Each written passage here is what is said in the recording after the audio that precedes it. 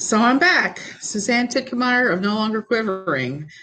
Today I want to talk about some of the things I've been seeing going on in Quiverful. We have quite a few things that have happened that are just crazy. I think the biggest one is that Lori Alexander, of all people, uh, shamed and shut down a woman who was talking about being abused by her husband. Lori came out and said that there's no such thing as abuse, basically, and that you need to submit. She said it. She said it in her secret Roach Coach chat room. There's no denying it. It was there. We've posted it. Now, I have gone back and had to edit out the victim's name because I was afraid that her husband might see it. We all know how the men are in Quiverful, how they can turn violent in just a moment. You have to excuse me. I'm having kind of senior moments today. Been sick for days now with some kind of, I don't know, and crawling out of the bed to update a couple times, every other day or so.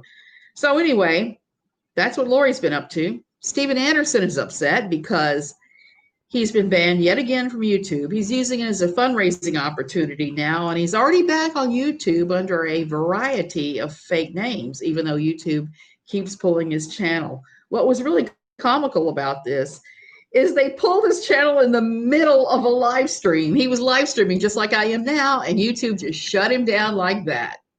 Way to go, YouTube. Now, if they could just block him from ever making another channel again, it would be good. I notice right now he's lurking under Elevation Worship, which is a big mainstream type evangelical church that does worship songs, but he is apparently co-opting their name as well.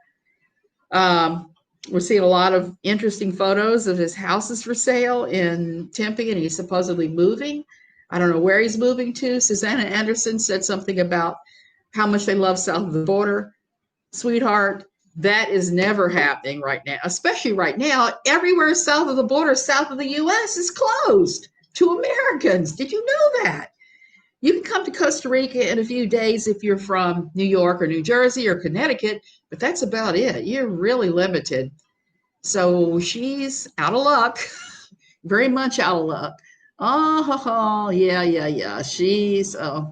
Thank you. Yes, I couldn't let that pass. I don't believe in shaming child victims of sexual assault. So I had to say something earlier about Katie Joy of Without a Crystal Ball, because she said last night she did not believe a child victim who'd been raped. A child where there was a restraining order in place from the judge, and she's banding it about and making money off it.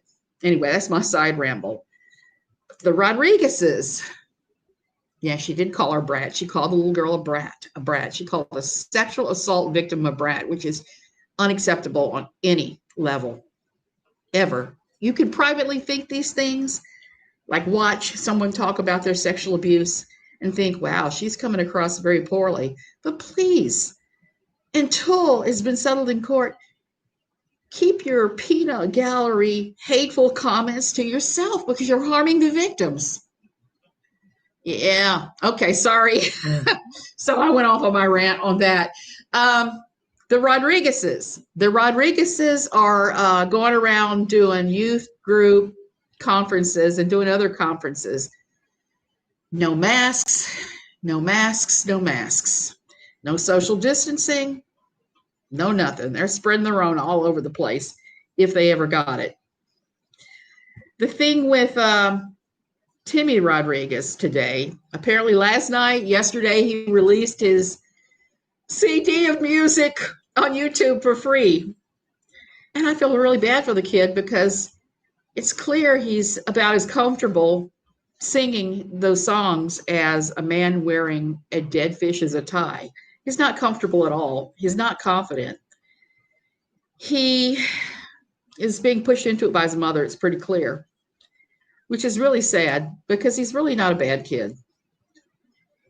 He could actually sound okay singing if he got voice lessons. And I've said this before. I've taught voice lessons. I've taken years of them.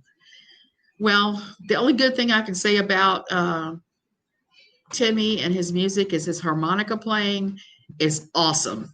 He is the best at that. If I were to hire somebody to accompany me on a harmonica, I would hire him in a heartbeat, but for nothing else. Yeah, she's making me literally sick too. And so is poor Timmy's music. Keep him far away from Simon Cowell. I wanted to say he needs to take voice lessons. If he took voice lessons, he might actually sound decent. He has no clue about melisma. He can't use any of his diaphragm. He's singing from his back of his mouth. He's not even, and he's singing like this instead of singing like this. He doesn't know anything about projecting his voice. Nothing.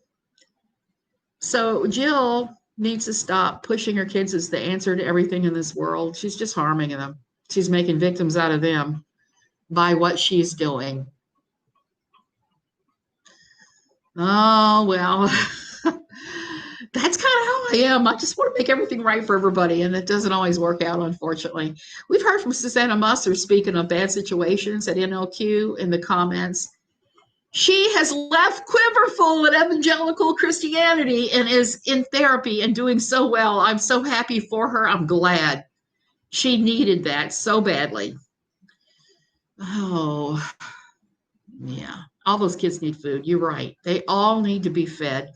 Jill, please stop all your crazy activity, your plexusing, and just feed those kids. Shoot, if you just took your husband's amount of money he spends on Kit Kats and whatever and fed the kids, and all the money you spend on makeup, you'd have plenty of money to feed the kids, and that really needs to happen. I don't know why you won't feed your children, but it is what it is.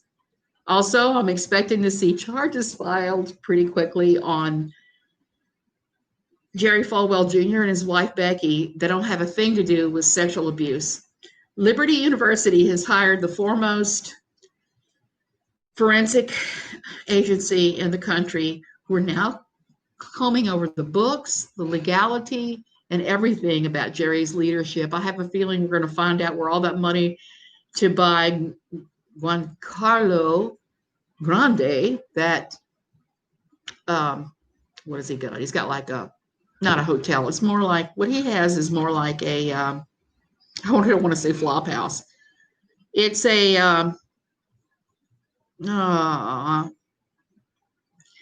I'm having a senior moment here. Like I said, I think it's all the throwing up. It's hostile. Yes, the thing I try to stay away from. I'm hostile to hostels. Hostels are good if you're young and traveling, but when you're as old as I am and you require semi-luxuries, like a comfortable bed, hostels are not good. So we're going to see where the money came from. And that is what I'm curious about, because that is one thing in evangelicalism and fun and Quiverful that always blows my mind. When the money gets exposed, where the money is coming from and where it's going, it's crazy. And that's also, how the mighty have fallen. I agree. Falwell, fallen. The thing with all of them, it's like Steven Anderson. I think that the reason that Steven is hanging on to YouTube so hard is he's monetized. I think he's getting monetized under his new names. He's been monetized under his old names. He gets enough hits where he's probably making maybe not as much as Katie Joy, but darn close to it. And I think that everything boils down to money for everybody except for maybe Jill. Jill Rodrigues is a failure at that. Well, maybe the CD is actually an attempt to get some YouTube money. I don't know. You have to have a lot of hits for that. And I'm not even concerned about that. It's not even in my wheelhouse. I don't care about it. But clearly that does drive a lot of people. Oh, and I want to also talk just a teeny little bit about John MacArthur. You may not know who he is. He is the pastor of a large church called Grace Community Church in Los Angeles County. He also is the guy behind Pulpit and Pen and a number of Christian organizations. He's another one raking in the dough. He's got his university, which is where Jerry Vuolo, however you pronounce his name, Jinger Duggar's husband goes. And they attend that church too. That church is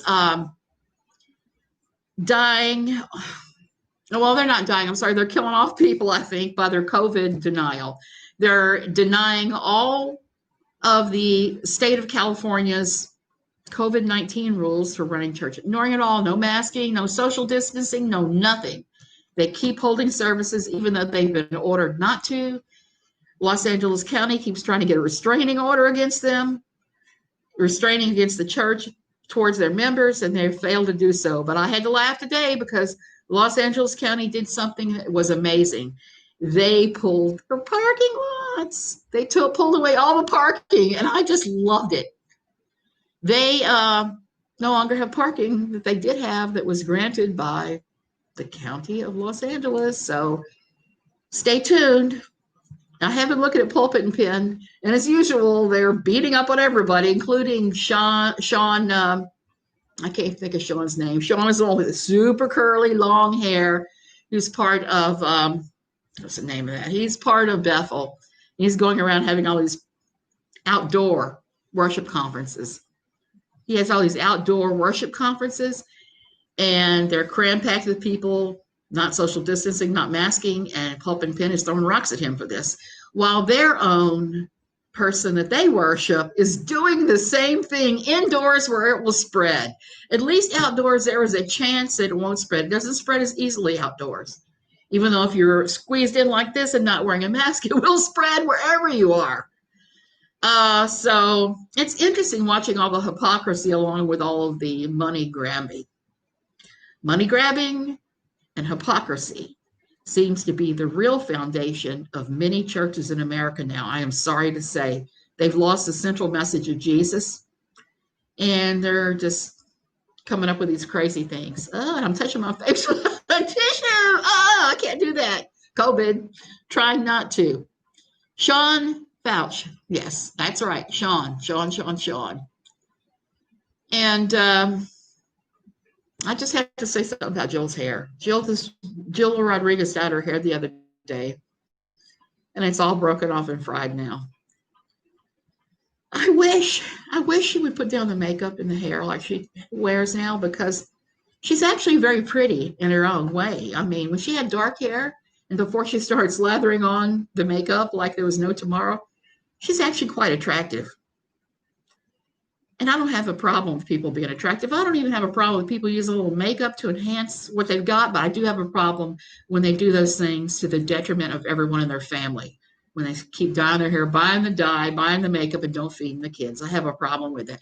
And I know I'm ranting and rambling today, but this is what you get when you got 101 fever and you're just, this is me when I have 101 fever and I'm too sick to function. You're going to get my brain kind of spilling out every which way. Anyway, you guys have a wonderful day. I'm going to go lay down again, and I'm going to contemplate all this crazy crap. Well, thank you. I'm glad my hair looks fabulous. I had to wash it because I got it muddy the other day replanting birds of paradise. So there is that. Love you guys.